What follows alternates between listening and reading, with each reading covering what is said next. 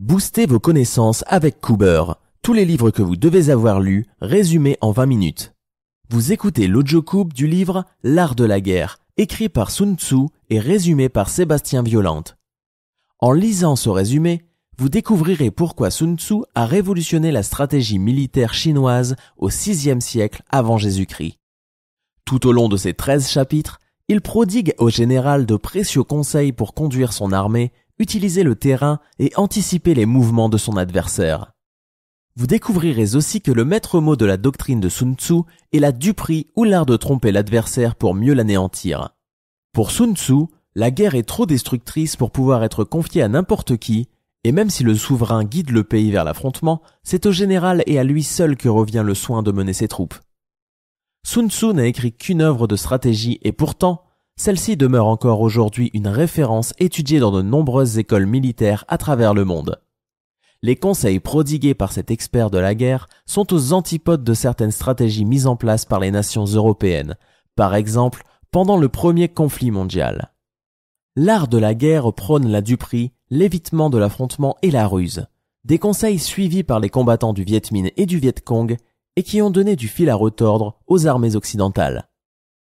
Chapitre 1. Des doutes persistent encore aujourd'hui sur l'existence même de Sun Tzu. D'après certains historiens, les œuvres censées avoir été écrites durant l'époque classique en Chine, entre -551 et -249 avant Jésus-Christ, relateraient en fait des aventures datant de l'époque des royaumes combattants et non pas des périodes dites des printemps et des automnes. Il en va de même pour les 13 chapitres de l'art de la guerre. Certains historiens mettent en doute l'existence de Sun Tzu, de son vrai nom Sun Wu. En effet, celui-ci figure toujours en bonne place dans ses propres écrits, mais n'a pas d'existence dans les autres récits de son époque. Pendant la période des printemps et des automnes, les auteurs ne signaient pas leurs œuvres, ou utilisaient des noms d'anciens héros afin d'auréoler le récit. Plusieurs hypothèses circulent encore sur la véracité de l'existence de Sun Tzu, mais la seule chose qui semble à peu près sûre, c'est que les 13 chapitres constituent un seul bloc rédigé par un auteur extrêmement expérimenté dans le domaine du combat sur le champ de bataille. Le style même de l'art de la guerre, avec ses longs dialogues et un auteur qui émet une opinion personnelle, ne correspond pas à la littérature de l'époque. Les références à certaines avancées techniques telles que l'arbalète ou encore la description d'armées bien organisées et équipées d'armure ne correspondent pas entre elles. Il est donc extrêmement difficile de dater avec exactitude cette œuvre. L'époque dite des royaumes combattants s'ouvre en -379 avant notre ère avec l'attaque du souverain des Qin par les 3 chefs de clan Wei, Han et Chao. Ce souverain est membre de la maison Shu, dont l'autorité en dehors de son enclave était insignifiante. En -450 avant Jésus-Christ, 6 grands États dominent la Chine et se livrent à l'anéantissement systématique de toute entité naissante.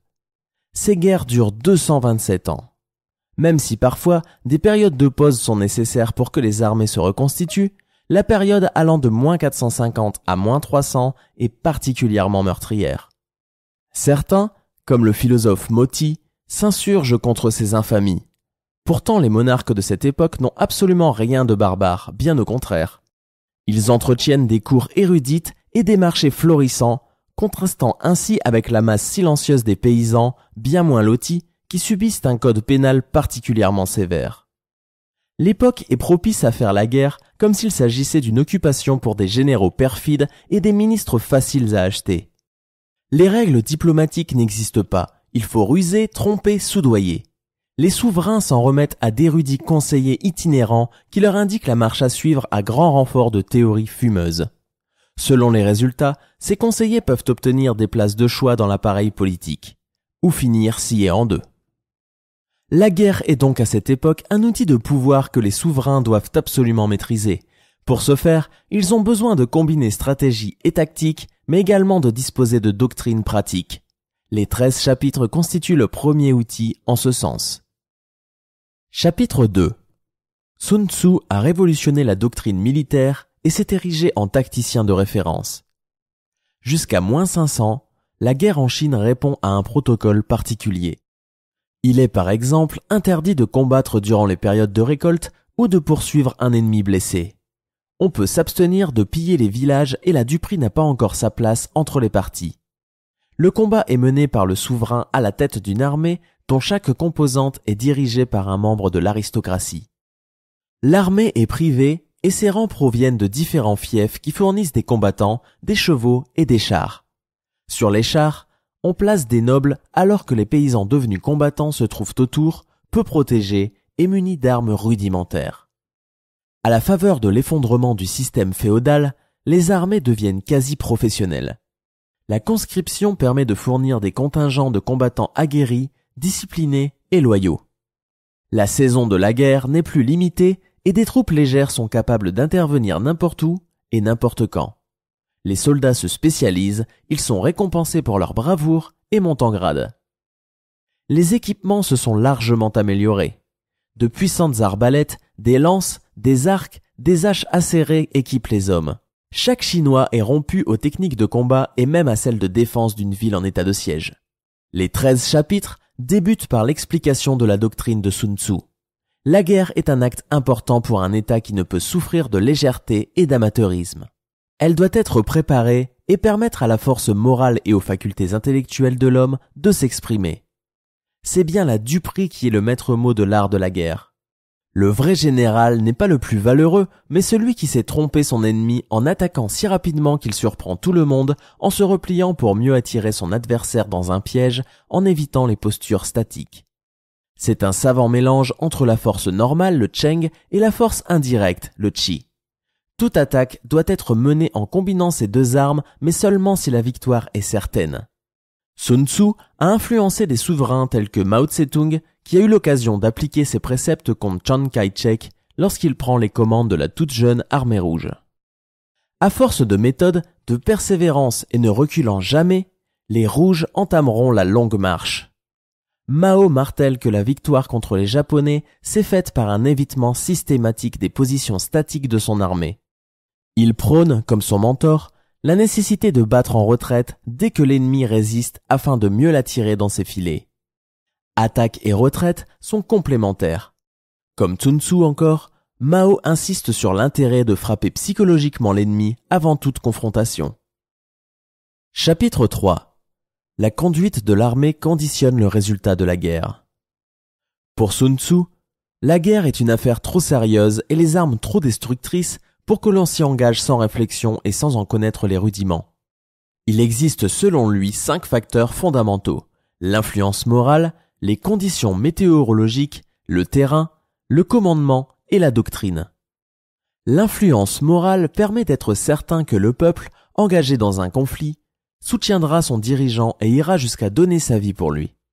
Il convient donc de le traiter avec bonté, justice et équité. Les conditions météorologiques et le terrain sont essentiels pour déterminer l'instant et le mode d'attaque. Selon la saison, les intempéries ou la difficulté de franchir une colline, le moment propice ne sera pas le même. Le terrain conditionne l'effectif à déployer dans une vallée. Sa platitude conditionne le type d'armement à utiliser.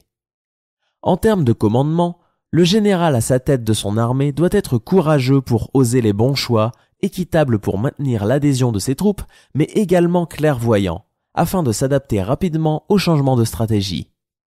La doctrine, enfin, consiste à organiser ses rangs, asseoir son autorité, promouvoir ceux qui le méritent et satisfaire les besoins de tous. Au-delà de ces 5 facteurs, la duperie et la déstabilisation de l'adversaire sont primordiales.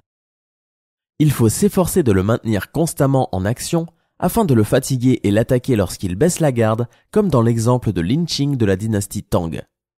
Il décida d'attaquer Ashao-Assi au moment même où le fleuve Yangtze qui les séparait était en crue. Ashao-Assi n'était pas préparé, considérant toute attaque impossible. Lorsqu'il se rendit compte de son erreur, il était déjà trop tard. À l'époque de Sun Tzu, les armées se déplacent sur le terrain avec une multitude d'individus dont tous ne sont pas destinés à combattre.